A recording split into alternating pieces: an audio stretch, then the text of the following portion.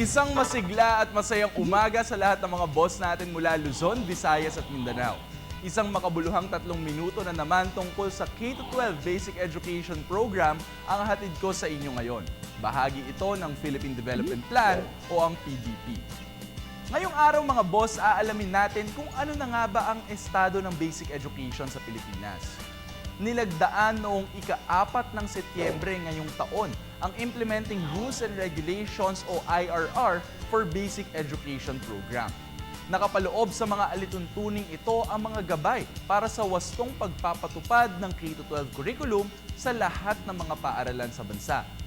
Halimbawa na lang ay pagdaragdag ng 2 taon sa high school sa pamamagitan ng grade 11 at grade 12 sa senior. Samantala, ika-2 taon naman ng implementasyon ng Kindergarten Education Act ngayong 2013 o RA 10157. Sa ilalim nito, kailangang magsimula muna sa kinder level ang mga estudyante bago tumuntong ng grade 1. Sinisiguro ng RA 10157 na maganda ang pundasyon ng edukasyon ng mga kabataan. Bukod pa riyan, patuloy ding sinusulong ng K-12 program ang Mother Tongue-Based Multilingual Education o MTB-MLE.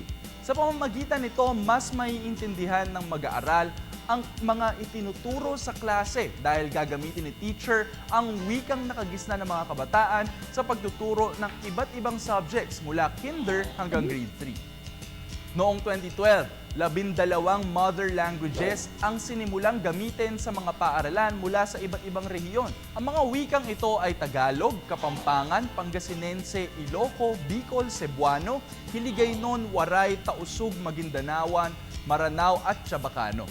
Ngayong taon, 7 wika pa ang idinadagdag sa mother tongue-based multilingual education.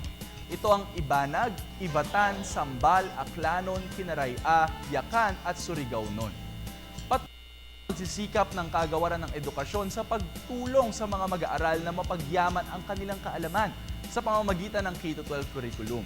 At para sa iba pang impormasyon tungkol sa K-12 o balikan ang aming mga nakaraang episodes, bisitahin ang aming YouTube channel o ilike ang aming Facebook page para malaman ang iba pang proyekto sa ilalim ng Philippine Development Plan kagaya ng K-12.